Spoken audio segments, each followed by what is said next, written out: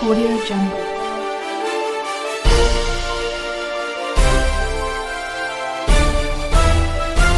Audio Jungle.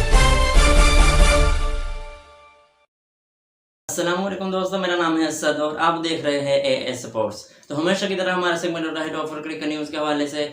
तो आज हम नंबर 1 में बात करेंगे कि पाकिस्तान वर्सेस इंग्लैंड के दरमियान दूसरा टेस्ट मैच 13 अगस्त को खेला जाएगा। तो इस मैच के हवाले से बहुत से क्रिकेटर्स यूट्यूबर्स अपनी अपनी राय दे रहे हैं कि हमारे नज़दीक ये प्लेइंग 11 होनी चाहिए, इसको बाहर बिठाना चाहिए और इसको खिलाना चाहिए। तो हम भी आपको प्लेयर्स की बताएंगे कि उन्होंने क्या कहा। हम आपको अली तरीन, शाहिद अफरीदी और रमीज राजा की प्लेइंग 11 बताएंगे कि उन्होंने ये कहा है कि इसको खिलाना चाहिए और इस पर डिस्कस करेंगे। और नंबर 2 पे हम आपको बताएंगे कि श्रीलंकन प्रीमियर लीग का आगाज़ होने जा रहा है, वो कब होगी और क्या पाकिस्तान के खिलाड़ी उसमें हिस्सा लेने के ख्वाहिशमंद है, वो हम डिस्कस करेंगे। और नंबर 3 पे हम आपको बताएंगे कि वाटर बॉय सरफराज अहमद, इनके बारे में टीम मैनेजमेंट में तनकीद के शिद्दत और ज़्यादा शिद्दत अख्तियार कर रही है, वो क्या डिस्कस करेंगे उसके बारे में। और नंबर 4 पे हम आपको बताएंगे कि सरफराज अहमद अजहर अली के हक़ में आगे उन्होंने क्या कहा, वो हम डिस्कस करेंगे कि उन्होंने अजहर अली को कहा कि वही कप्तान रहना चाहिए, उसको हौसला दिया, वो हम डिस्कस करेंगे। तो अभी तक जिन्होंने मेरे चैनल को सब्सक्राइब नहीं किया तो सबसे पहले सब्सक्राइब कर दे ताकि मेरी हर आने वाली वीडियो आप तक पहुंचती रहे। 2 नंबर 1 पे हम बात करेंगे कि पाकिस्तान वर्सेस इंग्लैंड के दरमियान दूसरा टेस्ट मैच 13 अगस्त को खेला जाएगा।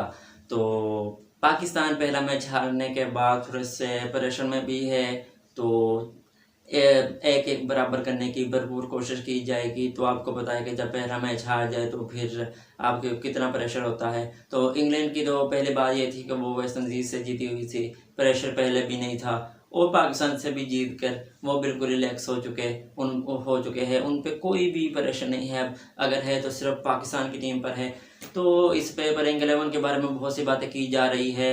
बड़े बड़े यूट्यूबर्स हो गए, टीवी एंकर हो गए, वो हर बार अपनी अपनी राय दे रहे हैं कि हमारे नज़दीक ये प्लेइंग 11 होनी चाहिए दूसरे मैच में। तो हम भी आपको बताएं कि रमीज राजा और शाहिद अफरीदी और अली तरीन की प्लेइंग 11। तो पहले हम आपसे रमीज राजा की प्लेइंग 11 डिस्कस करते हैं। तो उन्होंने ओपनर को चांस दिया यहाँ पे आबिद अली और शान मसूद दोनों को, लेकिन आबिद अली को उन्होंने लास्ट चांस दिया। उन्होंने कहा कि अगर आबिद अली नहीं खेल सके इसमें भी, इसके बाद इमाम अल हक को चांस देना चाहिए। आबिद अली के लिए उनके नज़दीक ये लास्ट मैच है। उसके बाद मामूल के मुताबिक अजहर अली की कप्तानी करेंगे, उसके बाद बाबर आजम, मोहम्मद रिजवान, और यहाँ पर रमीज राजा ने मोहम्मद रिजवान को भी आखिरी चांस दिया है। अगर वो इस बैलेंस रन्स करने में कामयाब हो के तो तीसरा टेस्ट खेल लेंगे। अगर इसमें नाकाम हुए जैसे कि पहले मैच में हुए थे तो आबिद अली की तरह ये भी बाहर बैठेंगे और सरफराज अहमद को चांस दिया जाएगा मोहम्मद रिजवान की जगह पे।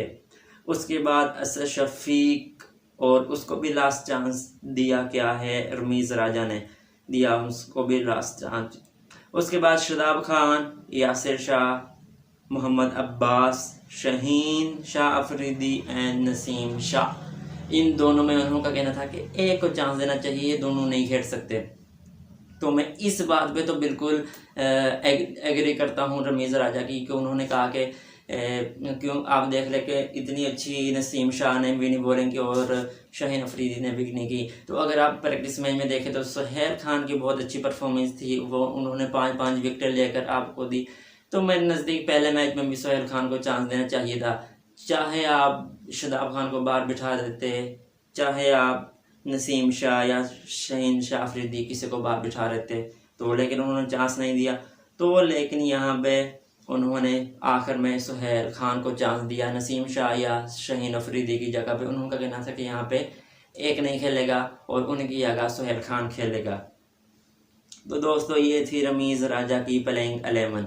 और उसके बाद हम बात करते हैं अली तरीन की प्लेइंग 11 जो कि मुल्तान सुल्तान के ओनर है। तो उन्होंने भी आबिद अली और शान मसूद को ओपनर रखा यहाँ पे। उसके बाद अजहर अली कप्तान ही हो गए, उसके बाद बाबर आजम, तो उसके बाद उन्होंने फवाद आलम को चांस दे दिया यहाँ पे। तो उन्होंने कोई रिस्क नहीं लिया। तो ज़ाहिर बात है ये बात मुझे अच्छी लगी, क्योंकि आप कौन सा 5 मैचों की सीरीज़ खेल रहे हैं जो आप चांस देंगे कि भाई ठीक है एक और मैच खेल ले, अगर आपकी परफॉर्मेंस अच्छी नहीं होगी तो हम अगले मैच में उसको खिला देंगे। 3 मैच थे, एक तो गुजर गया, 2 रह गया। अब आपको रिस्क नहीं लेना चाहिए। 2 मैच आपको सीरीज जीतने के लिए दोनों जीतने पर पड़ेंगे मैच। तो फवाद आलम को चांस दे दिया यहाँ पे, और सरफराज अहमद को, दोनों को चांस मिल चुका है अली तरीन की तरफ से। उसके बाद शादाब, यासिर शाह, मोहम्मद अब्बास, शहीन शाह अफरीदी, नसीम शाह और सुहेल खान। ये प्लेइंग 11 बन चुकी है अली तरीन की, जो कि मुल्तान सुल्तान के ओनर है।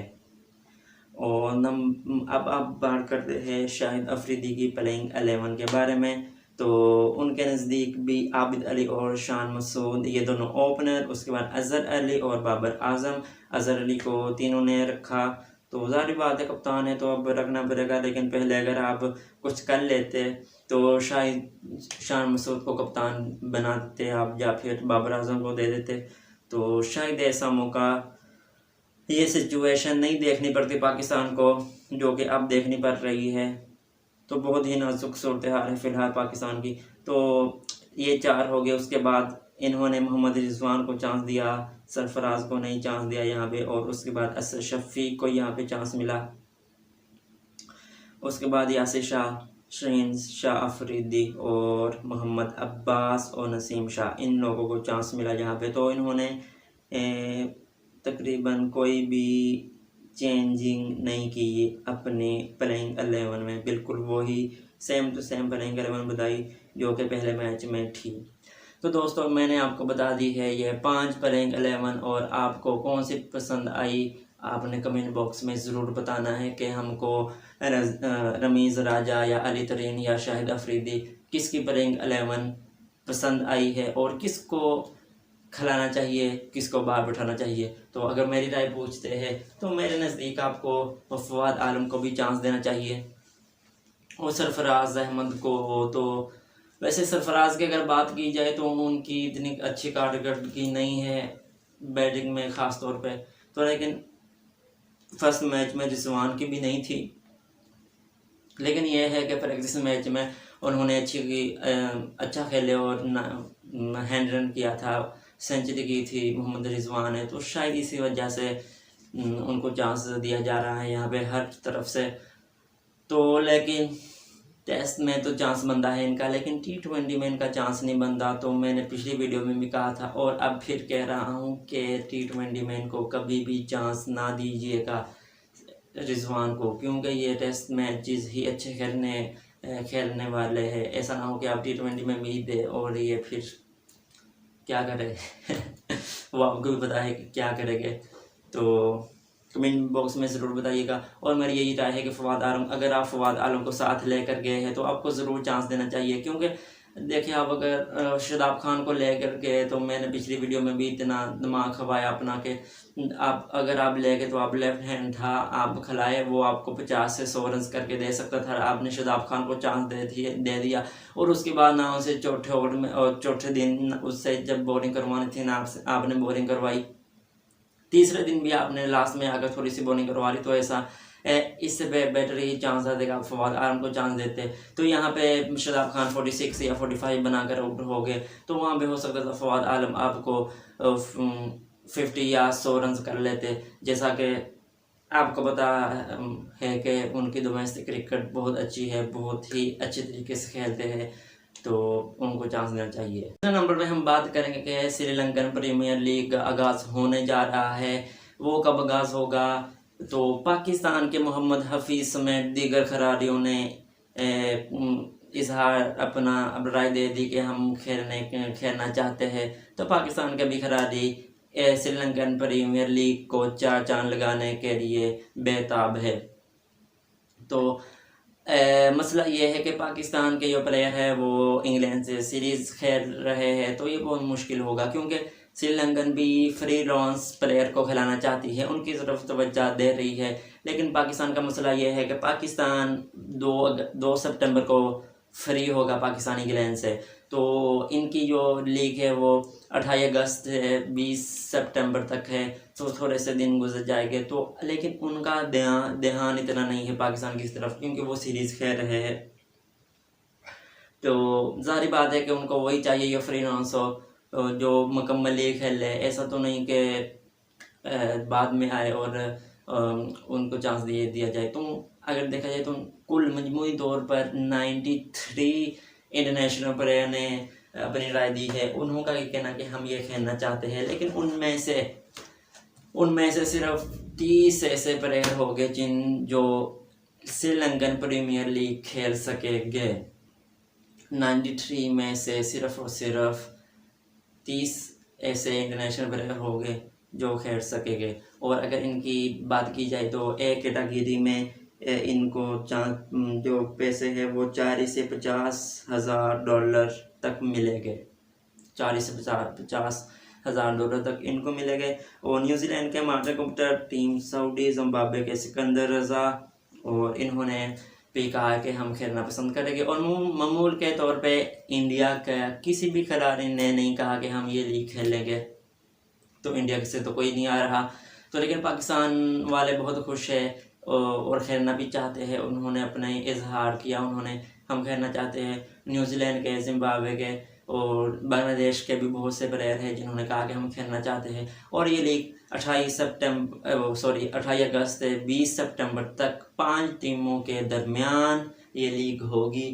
तो इन्होंने तो अपनी लीग स्टार्ट कर दी, तो बहुत ही अच्छी बात है कि इन्होंने भी अपनी लीग शुरू कर दी। और कोरोना जो है इस तमाम को दूर कर दिया, और अल्लाह इससे हम जो भी थोड़े से केसेस है वो जल्द ख़त्म हो जाए और क्रिकेट मुकम्मल तौर पर शुरू हो जाए। तो तीसरे नंबर पे हम आपसे बात करते हैं कि वाटर बॉय सरफराज अहमद का मामला, जो कि बड़ी ही शिद्दत इख्तियार कर रहा है। तो उनके बारे में साबिक़ कप्तान फास्ट बॉलर सरफराज नवाज का कहना था कि ये मिसबाह उल हक की बिल्कुल एक क्या कहे अब के गैर-ज़िम्मेदाराना हरकत थी, बेवकूफ़ाना हरकत थी कि उन्होंने सरफराज अहमद को जूते और पानी देकर ग्राउंड में भिजवाया। उनके नज़दीक ये हमको आईसीसी चैम्पियन ट्रॉफी जितवाने वाले और T20 में नंबर 1 रखने वाले कप्तान को इस तरह बदसलूकी नहीं करनी चाहिए थी, इनकी इज्जत करनी चाहिए थी, तो ऐसा नहीं करना चाहिए था। तो उनसे सवाल किया गया कि जब मिसबाह उल हक से ये सवाल किया गया था तो उन्होंने कहा था कि मैं खुद एज आ कैप्टन ग्राउंड में जाके पानी देकर आया था, इंडिया जब ऑस्ट्रेलिया के ख़िलाफ़ सीरीज़ थी। तो इनके ख़िलाफ़ उन्होंने ये कहा है कि भाई जब मिसबाह उल हक गए थे तो एज आ कैप्टन वो कोई मशवरा देने गए होगे अपनी टीम को ग्राउंड में, वैसे नहीं गए होगे। तो ये थी बात, ये बहुत से इशू निकल कर सामने आ रहे हैं।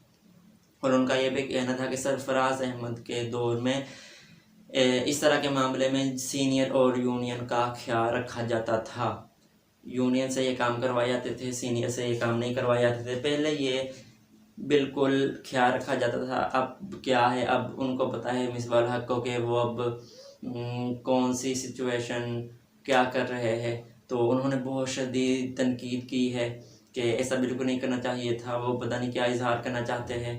तो ये कहना था सरफराज नवाज का।